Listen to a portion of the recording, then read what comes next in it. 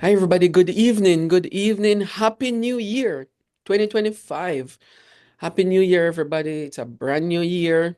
Everybody's looking forward to this wonderful year and the opportunities that it brings with it. A new year, no matter what circumstances you find yourself in, it's always a time to rewind and then say, what can I achieve this year? Because it's a brand new year, even with all the struggles and tribulations that I've gone through, and I'm still going through, what aspect of it I can look at and say, I need to make a change. It's always about resolution. I didn't want to use the word resolution, but that's where we're getting to. All right, welcome to EduTalk, everybody, and Happy New Year. EduTalk starting again. It's January 2025, and we're starting off with Dr. Judy Villeneuve-Dyce, who is the CFO of Education Solutions International, ESI, and it's our nonprofit organization working out of New York. Is an international organization that helps to facilitate educational workshops, training, educational retreats, conferences, forums, and EduTalk too, for people right across the globe, and more specifically our Caribbean people, because we're Caribbean, we want to cater for the Caribbean region. Welcome to EduTalk. It's not any strange place for you to be, Judy. No, no, not at all. It's always a pleasure.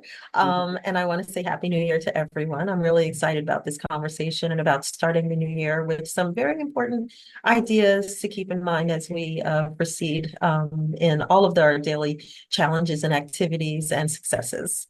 Yeah, yeah, good.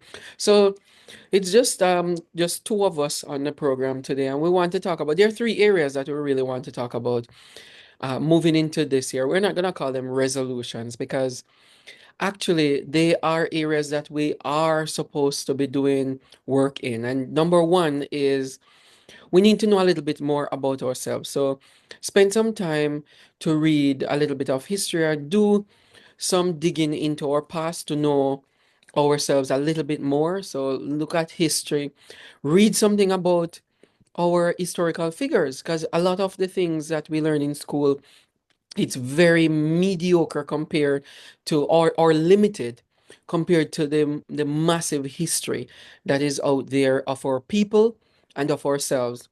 And so we want to get into that. Then the next thing is know a little bit about legal matters or legal procedures, maybe in your country or in your region or in your state if you're in a state, or in your city, because sometimes the regional laws are slightly different from the general one for national citizens. So basically get to know something about legal matters. So do a little bit of reading, do your research on that. It's not difficult to know a little bit about law. We're not telling you to become lawyers, but know a little bit so it can help you understand when somebody pass a law or they're going to be voting on a law, you know exactly what you're being deprived of or what measures are going to be in place. Okay, so know a little bit about it. And then the third thing is we need to stop becoming afraid of AI. So educate yourself about artificial intelligence, because artificial intelligence is here to stay.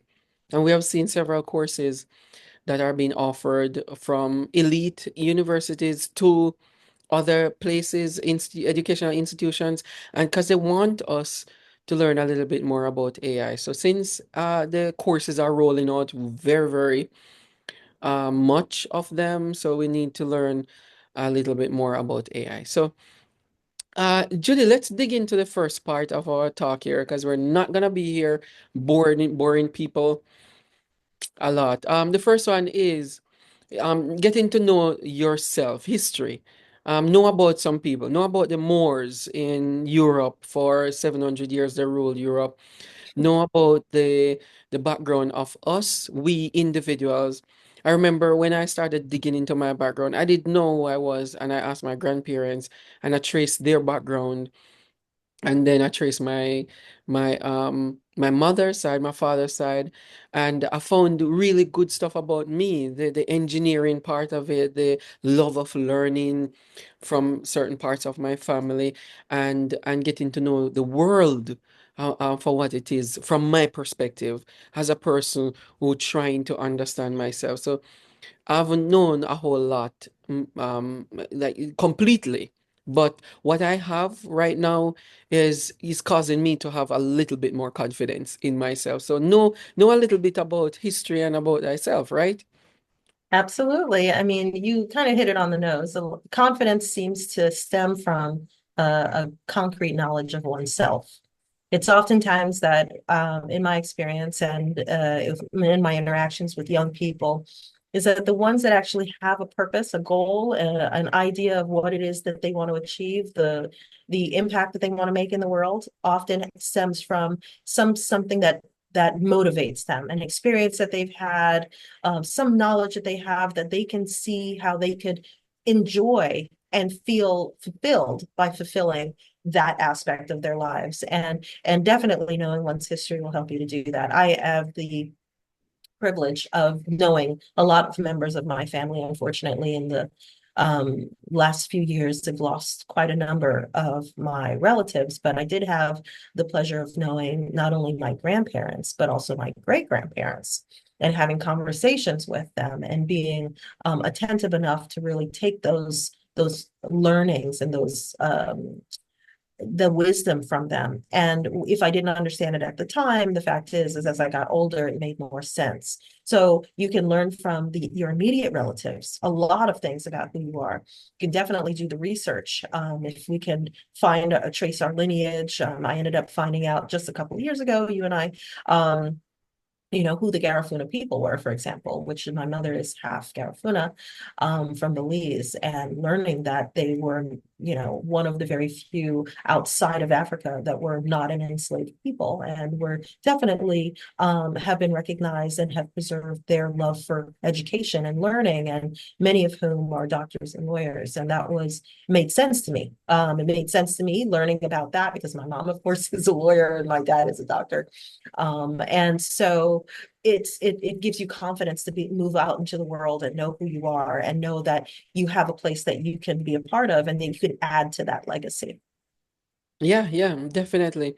And the fact is that you can start with history, you can start with yourself, and you can ask your people, your parents, where are you from? Who were your grandparents? And then you ask about their grandparents, and then and then wherever the buck stops, then you do your DNA testing or so on. But if you don't want to do that, you can actually start reading up on, the people in the Caribbean, the people across America, where are they from?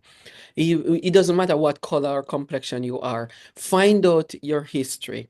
Too many people have passed through this land or these lands and don't even know exactly who they are. And they say, "Oh, I don't want to know who I am. I'm living, I make some money, and I'm going about my ways. I'm happy."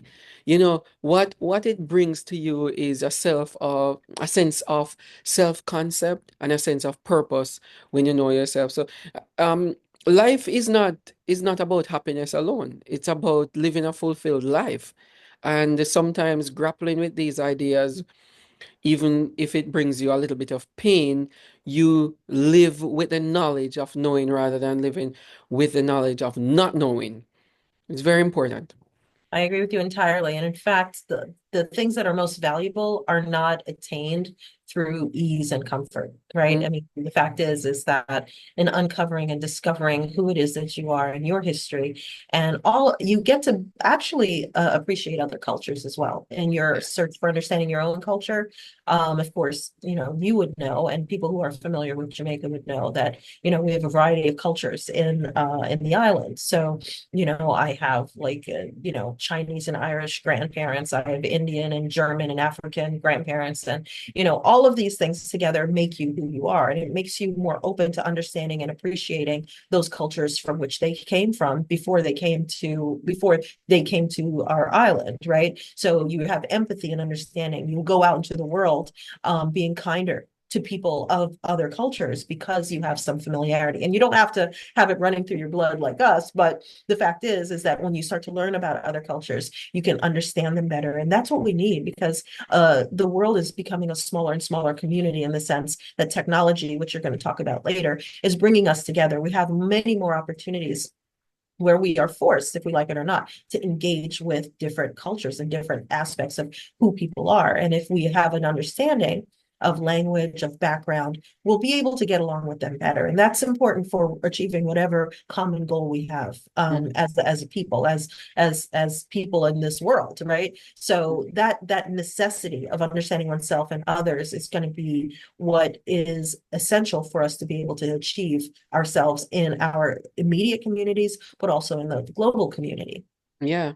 And as you said that, it reminds me of when they used to say that certain parts of the world is like the crossroad of the world, like New York City is a crossroad because um, so many cultures crossed lines there, and many people you can meet there. But that can happen anywhere in the world right now because it's such a global community. If you look at even Jamaica, when we visit Jamaica, we meet people from Dubai, we meet people from Africa, we meet people from Asia, different types of Asian countries, different African countries. We meet people from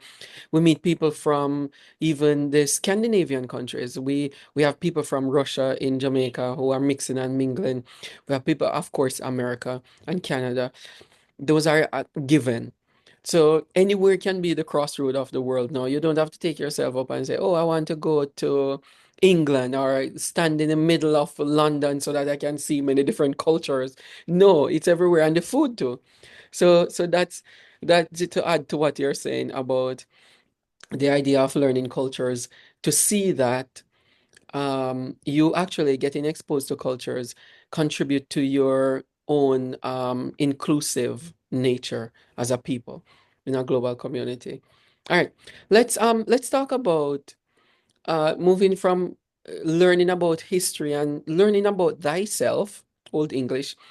Um, Look at the idea of law. And when we think of law and learning a little bit about law and legal matters, or just simply some legal procedures that are happening in our community, we really need some basic knowledge of law. Whether we are not going to participate in any election or running campaigns, or whether we're not going to sue anybody or not sue anybody, it doesn't really matter. We really need some legal understanding because every country literally on this earth is a type of litigating what do you call it, factor. Every country is governed by laws. Yeah, So yeah, absolutely. talk to us about the importance of learning a little bit about law. Well, I'm a first generation American, and I have the benefit of being here in the United States and being born here because of the fact that my mom was very fascinated by law. And professionally, my career has always involved the law in some way or another, and policy. And what you come to find out is that it's everywhere. It's like, a fish in the ocean surrounded by water. And that water in our situation is actually the law. Everything that's our society is based on is some legal process. The distance of the sidewalk that you're walking on from the building in which it is behind, where a car stops on the streets. I mean, there the nuance that the number of laws are controlling, people would be mind blown if they understood how much of their daily life is regulated by law. So it would, behoove us not to have some understanding of how these ideas around how we conduct ourselves actually function. Mhm. The more information we have, funny enough, is the more we move away from these basic tenets of understanding. We tend to only know what affects us directly at the time, whereas not realizing that law affects us all the time, everywhere. Right. So it's only when we run into law is like operations. I'm going to use a school example. most of the time the people focus on what's happening in the classroom and what the kids are doing, what they're learning, the curriculum that they're reviewing. But if the building isn't in order, if the food isn't in the cafeteria, if the entry and the exit isn't safe, these are all operational functions, right? If the even the equipment isn't moved and placed in the right place, Mhm. then the learning that takes place in the classroom cannot happen as smoothly as you would expect that it would. And operations is so essential in a school environment to be in place and working that people forget that it's there. And the only time they're reminded is when something doesn't go well. And that's how people treat the law. The law is always functioning around us. And as long as we're not negatively impacted, everything is fine. But the moment that something goes wrong, and it's not working the way that we want, it's now become an issue has presented itself to us. That's when we strike an interest, and that is too late usually. That Yeah. is when whatever the negative impact of not knowing, that whole concept of ignorance not being bliss, that is when you find yourself in the problem and you've so deep in it that you can't get your way out of it. So, it's kind of preemptive to understand your society and the laws that govern your society. And under federalism in, the United States, and again, this is absolutely the best legal system in the world. I believe, based on what I know about the law and how legal system works.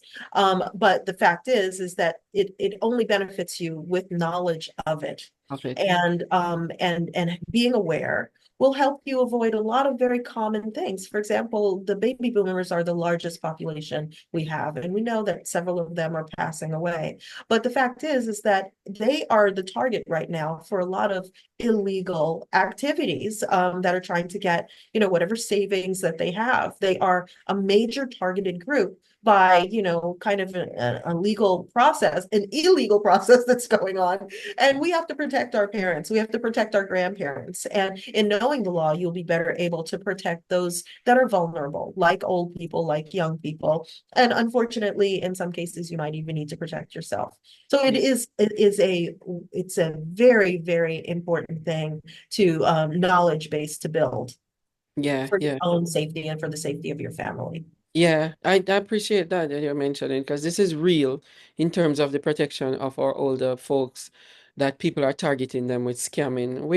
We're gonna try to find a time on this show to highlight the problems that we're having facing with scammers across the Caribbean and even Africa too and India. People are calling from to seek monetary reward awards for money that are competitions that were not won by people and they're giving money to them. It's very important though that we take this seriously with learning just simple law procedures or becoming aware of certain processes. And as Judy said, not to wait until you get in trouble or treating the law like a band-aid, like, oh, I got in trouble here, I'm going to seek legal advice now. No, try to know before you do anything. For example, a guy would drive in a car, he would race along the highway all the time until he gets stopped by the police. And then he said, well, I race here all the time. I didn't know that I wasn't supposed to. But there's a speed limit posted there for 100 kilometers or 70 miles per hour. But you still go 90 miles per hour, in that. And then you said, oh, I didn't know, I didn't see it. But another thing that I want to highlight regarding that is ignorance of the law is not And it's not binding.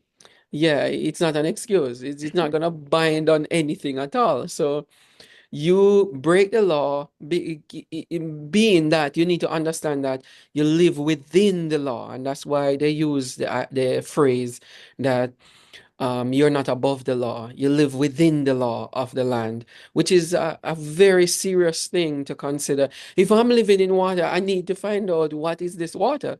I can't be swimming around and be like, oh, like this, I'm a jellyfish. I need to understand that, oh, this is carbon and oxygen, CO2, H2O or CO2 or whatever it is.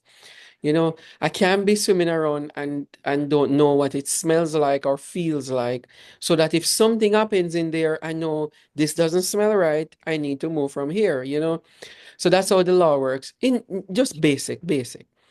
The other thing too, Judy, and you might not know this because I grew up in the country, and you have like you have it here, public opinion. Public opinion doesn't work in the legal system. What we call it though is bar room talk.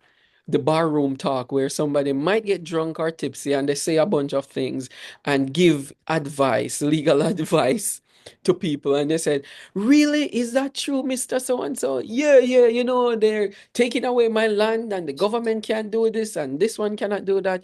That's just bar talk. So we need to go away, move away from that to more logical and legal way of seeing things, because it's not going anywhere. Laws are not going away, and legal principles are not going away. So we need to get some understanding of some things. Yes, I love this example that you've provided because honestly, a lot of people don't know anything, but they have a lot to say about Yes. how it works. And there's a Latin term, it's called consensus gentium. And the concept of this Latin term is that the more people know, and believe a certain concept is the most likely that it's incorrect. Hmm. And that's what's so crazy. Like the majority of people will hold an opinion and absolutely believe it's true. Hmm. But the exception is actually the truth, right? But they won't know what that is because nobody's looking for it in that general population. So I always love that term because it's the consensus of the group. It's fundamentally wrong. Yeah, You yeah. the And they more people who believe a thing, the yeah, less likely it is to be true. they So we tend got to to be say, careful. yeah, Yeah. they tend to say, they said, Yes. who is they? We know They they say a said so lot. and so. Yeah, they say a lot. They say a lot. Yeah. And you know what? Like, who is they? Where is your proof? Who is they? Yes. Can you give me a quote here? Who said it? They said it. They people say so and so. Who are these people? Who are the Who are ones who they? say? Why do they know so much? Yeah, what? Yeah. Like they have something to say about everything. And Yeah, and we don't have to be ignorant anymore. Yeah, it used to be harder to find the truth, but now, and you're going to transition into this, I am. you have AI. Mm-hmm. There are AI is even embedded in our search engine. You don't need to go anywhere to find AI anymore. It's right there. We're on search engines all the time. So you do not have to be uninformed. And as we use it the more and more, AI gets better and better, it gets more accurate, and and honestly, it's made a considerable impact and improvement just in the last couple of years. So there's no reason to say what they are saying and what the people have to say. What is the truth? What is the fact based on what we can find in the actual information that's out there? So Yeah, we have to turn to getting the truth rather than yeah, the yeah. opinion, the public opinion. So the idea is the third point, as Judy mentioned, is to educate yourself about artificial intelligence, because artificial intelligence is AI is not going anywhere. It's gonna be here, and it's here already. It's in our system. I'm even looking by recording this. I'm looking at the phrase, the little thing, what do you call it, caption that says AI companion in Zoom, AI companion. So it is right here, and it's asking me to summarize the meeting, or asking me if I want to post this, if I want to do this, and all that. It's a great assistance in that regard. Let me highlight one, and then we can talk about it. The positive of AI that I've seen is that what I want to seek more knowledge of is that it provides a level playing field for everybody. That I can create something from my imagination that I could not have created outside of my own thinking. Like if I'm thinking about writing a nice love letter to somebody, I would say, okay, I really want to say this. I want to say this about this person. I do need to say this. I don't want to say this. I don't want to say this. And then I would type it in the system, and then it gives me a nice little draft. And I would say, Pamela wouldn't want that. So Pamela is somebody. And then I would rephrase it and so on until I get a nice draft. And then I would say, okay, I could use this. This is mine. I created it because I've given the AI system prompts and I generate the responses from that. Some people might say, oh, no, that is not your writing and so on. But it actually helps me to fashion my thoughts into words and organize them in ways that I would just mumble about it, you know. So that's one of the positive. And the other thing is, if somebody is writing to me and I want to write a nice response back to them and I want it sounds very professional, then I would write my thoughts down. Notice I'm saying that I'm writing my thoughts down first. Write it down, write down what I think I need to say, then ask the AI system to help me with this response. It's similar to asking somebody out there, how would you draft this a little bit differently? And so on and so forth, and you get it. Does that sound like something that is useful to human beings, Judy?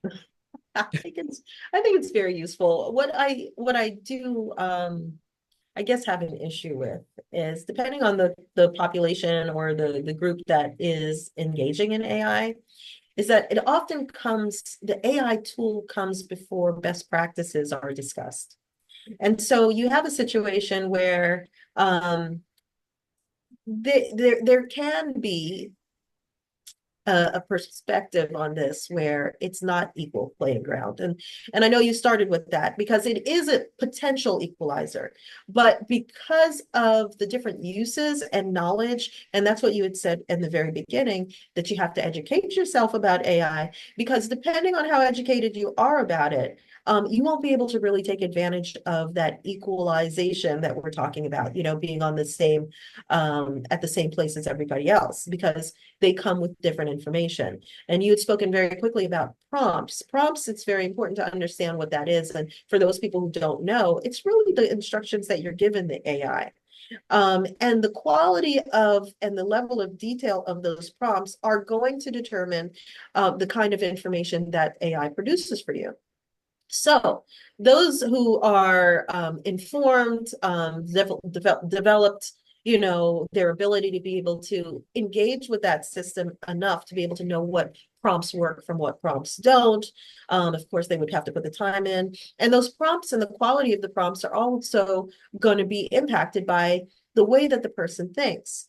So, just pulling another example from the law, um, property law, for example, somebody might give you property, but it becomes yours when you Yeah. mix your labor with it, right? There's this concept that once you are integrating your labor on that land now becomes yours. The same thing with AI.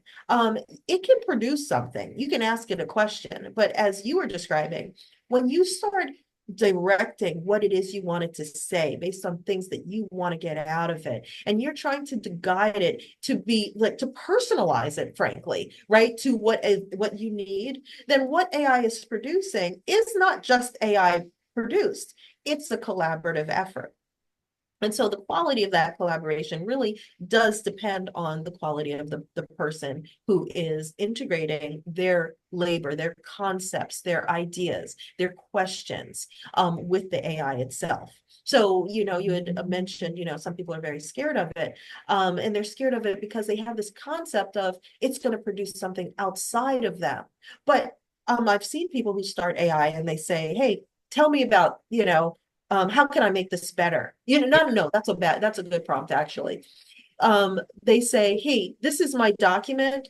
Mhm. Um, uh, do the research for me. Yeah. That is the worst prompt you can possibly do. Do what research? The AI is going to come back and ask, what do you want? I mean, Yeah. there's a lot of information out here. So people have to understand, what question are they asking? What are the limits of AI? It's not unlimited right now. I mean, it could be in the future, but right now it's not unlimited.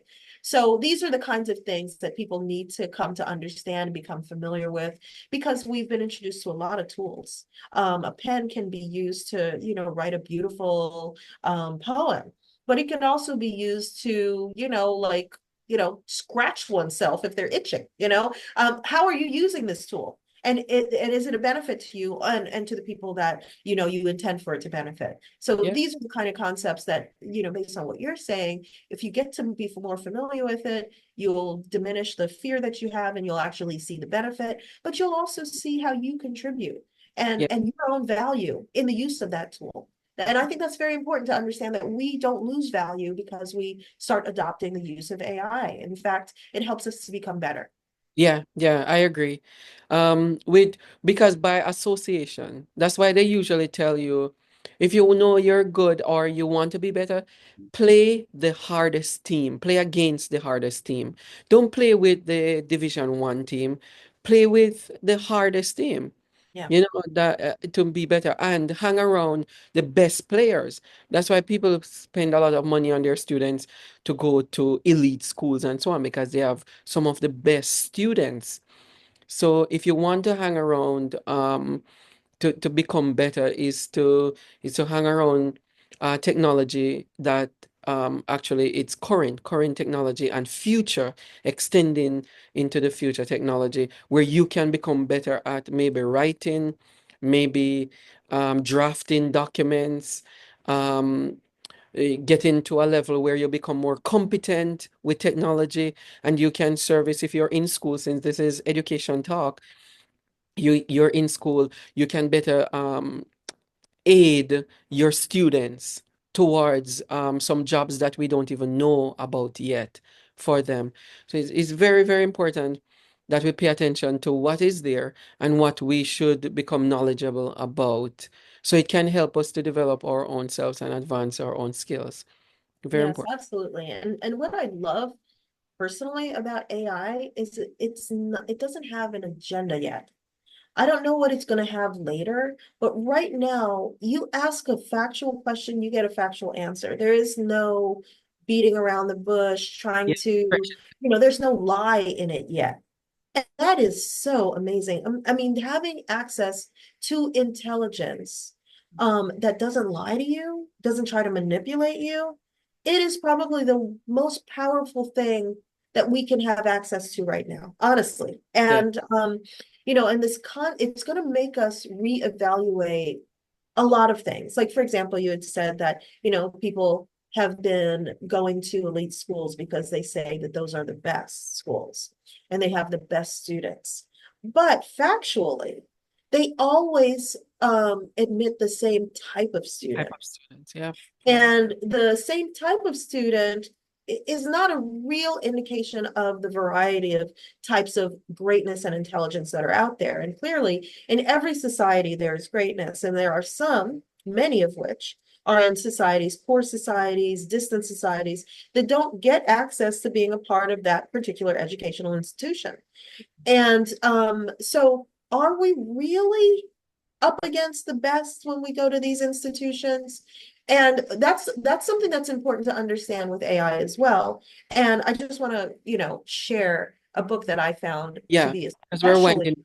Mhm. yes, a book that I found to be especially enlightening as far as education and AI. It's Robot Proof.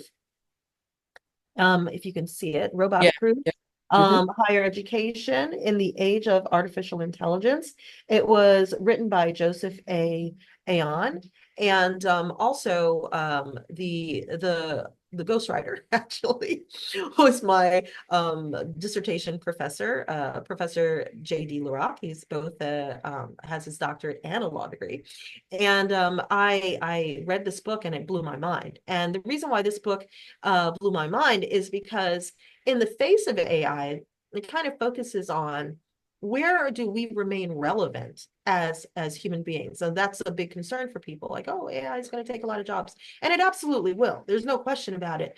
But this book focuses on what are you providing individually, what are the areas of creativity that we can focus on that allow us to continue to grow and to, as I said, complement the AI that's being developed. That level of creativity is what he says should be focused on in tertiary education in particular, so that people can remain relevant in the face of AI. So I'm not going to tell you anymore, but so you can read the book yourself.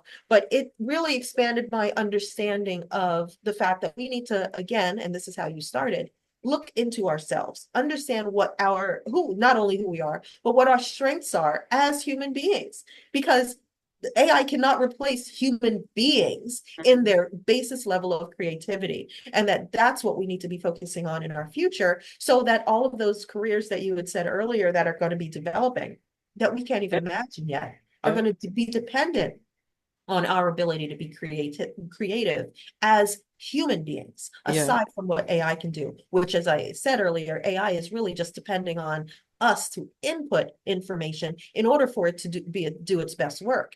It needs us right now. So let's figure out how can we continue to be necessary in yeah. the face of AI. And if you look at every turning point in human history, there's always some level of shedding of previous jobs and occupations and then taking on new occupations. So we have to find the relevance in that as we get through the continuation of the species, the human being. Yeah, so it's important that we take this into consideration as we develop our own thinking and our own skills. Thank you so much for being on EduTalk, Dr. Judy Villeneuve-Dyce, the co-founder and CFO of Education Solutions International.